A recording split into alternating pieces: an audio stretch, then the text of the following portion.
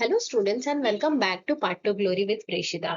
आज आपण शिकणार आहोत तुमचा lesson 1.2 self help is the only way.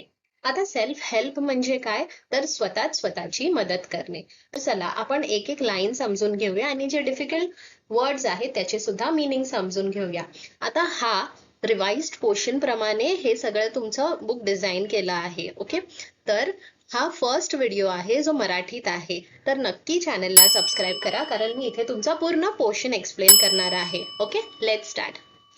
There was a family of larks which lived in a cozy nest in a field of ripe corn. तर family of larks, larks म्हणजे चंडोल पक्षी असतं, इंडियामध्ये तसं म्हणतात. हे बघा इकडे मी इमेज टाकली आहे. ओके, तर हे पक्षी आहे ना शेतात राहतात. ओके, जे मोठे मोठे शेतात झाडं उगवतात किंवा शेत पिकलेलं, राईप म्हणजे पिकलेला मका, त्याचं शेत जे तयार झालेलं त्याच्यात हे लार्क्स राहायचे. कारण हे छोटेसे पक्षी असतात, ते आपलं घरटं बनवतात छोटंसं आणि त्याच्यात राहतात. They lived happily with all the bonds of love and affection. तर ते लोक एकदम खुश होते आणि तिथे राहत होते आनंदात एकामेकाबरोबर. Okay, one fine morning the mother lark, before going out to find food for her children, said the farmer will come soon to reap his corn. तर एक दिवशी सकाळी जी आई होती, ओके, ह्या लार्क्सची, ती निघत होती कशासाठी, टू फाइंड फूड, जेवण शोधायला. ओके, खाणं शोधायला. तर ती तिच्या मुलांना म्हणजे लहान लहान जे पिल्लं होती त्यांना म्हणाली, the farmer will come soon to reap his corn. Reap his corn म्हणजे काय, कट, म्हणजे हे कॉर्न तयार झालेत ना, तर ते कापणी करायला येतील. ओके, तर फार्मर येईल, तर तुम्ही लक्ष ठेवा.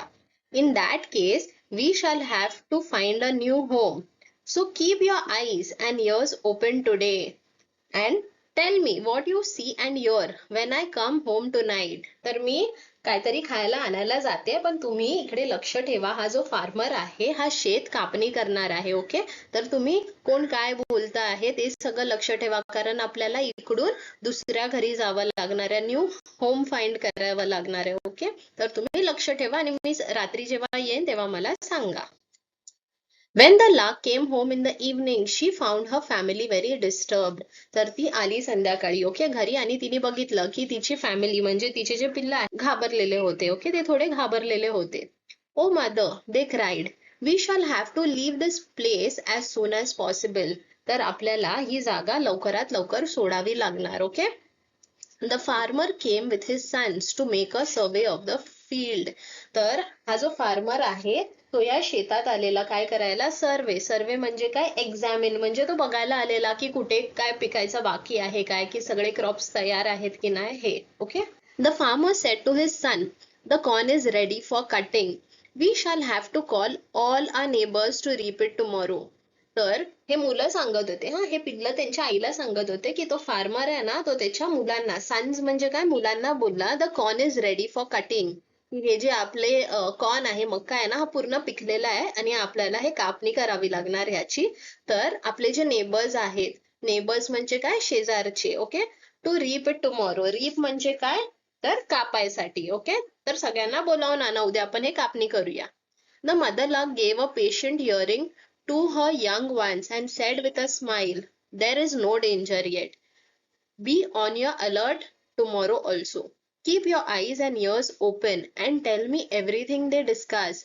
This is very important. Okay, तर ही आई जी आहे हिने ऐकलं शेजारच्यांना हा फार्मर बोलवतोय. ओके, तर ती बोलली की ठीक आहे, काय घाबरायची गरज नाही आहे. Okay, there is no danger. Be on your alert tomorrow also, म्हणजे उद्या सुद्धा तुम्ही अलर्ट मोड वरती राहा आणि ऐका कोण काय बोलताय ते. Okay, it is very important.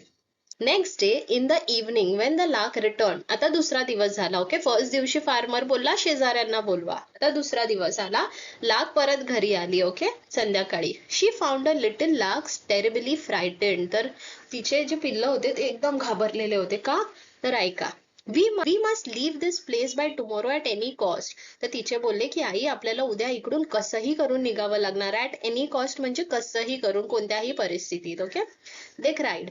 The farmer had come here again and said his corn needs to be cut at once. If your neighbours don't come we shall call our relatives. तर फार्मर मुलांना बोलला की काल आपण नेबर्सला बोलवलं, शेजाऱ्यांना बोलवलं, तर ते लोक तर नाही येत आहेत ना, तर ते लोक नाही आले ना, मग आपण काय करूया, आपल्या रिलेटिव्सला बोलवूया, म्हणजे नातेवाईकांना बोलवूया. Okay. Go and tell your uncles and cousins that we need their help to reap the corn tomorrow. तर जावा आणि तुमचे जे अंकल आहे, म्हणजे तुमचे काका काकी किंवा जे पण कझिन्स आहेत, ओके, चुलत भाऊ, आणि त्यांना सगळ्यांना बोलावून आणा आणि सांगा त्यांना की उद्या आपल्याला कापणी करायची. Okay. The lark smiled again and said, "Don't worry, my little hearts. The relatives of the farmer have their own crops to reap.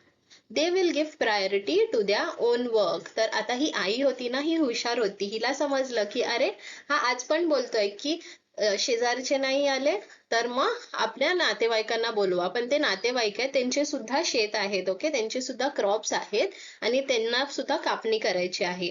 तर ऑब्व्हियसली शक्य आहे की ते लोक स्वतःच्याच कामाला आधी प्रायोरिटी देणार, ते ह्याची कापणी करायला नाही येणार. Okay. But we shouldn't become carefree. Listen to their conversation tomorrow also and let me know everything. तर आई बोलली की ठीक आहे, उद्या सुद्धा लक्ष द्या आणि जे काय आहे ते मला सांगा. The next day again she went out. When she returned in the evening, the baby larks cried, "Oh mother," the father said today that since his neighbors and relatives were busy in their fields, he himself would come tomorrow to reap the corn. So now there is no point in staying here anymore.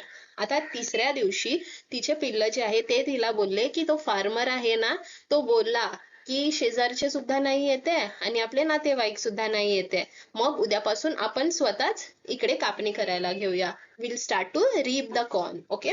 So now there is no point in staying here, म्हणजे इकडे राहण्यात अर्थ नाही आहे. Okay. In that case, said the mother lark, we will have to be quick. Let us leave this place without any delay. मग आई त्या पिल्लांना बोलली, तू बरोबर बोलतोयस, असं जर तू ऐकलंयस तर लगेच आपल्याला निघावं लागणार. I am saying this because I know if someone depends on others to do his work, it will never be done. तर आई त्या पिल्लांना समजवते की आता मी नक्की सांगू शकते का, कारण जर आपण दुसऱ्यावरती अवलंबून असू आपल्या कामासाठी तर ते काम कधीच नाही होणार. Okay. But once we take up his work in his own hands and is determined to do it himself, there is no power on the earth that can stop him from doing it. तर जर आपण स्वतःच बोललो की नाही हे काम मीच करणार, ओके, आणि त्याची जबाबदारी घेतली, ओके, डिटरमाइंड. ओके. डिटरमाइंडचं मीनिंग काय आहे, having made a firm decision, एकदम नक्की केला, ओके, मनात, तर मग त्याला कोणतीच ताकद, no power on the earth, म्हणजे पृथ्वीवरती कोणतीच ताकद त्याला थांबवू शकणार नाही. So now this is the right time when we must leave this place. Okay. ती बोलते चला आता ताबडतोब आपण निघूया. Indeed, self-help is always preferable to others' help. म्हणजे स्वतःची मदत केलेली बरी असते. ओके.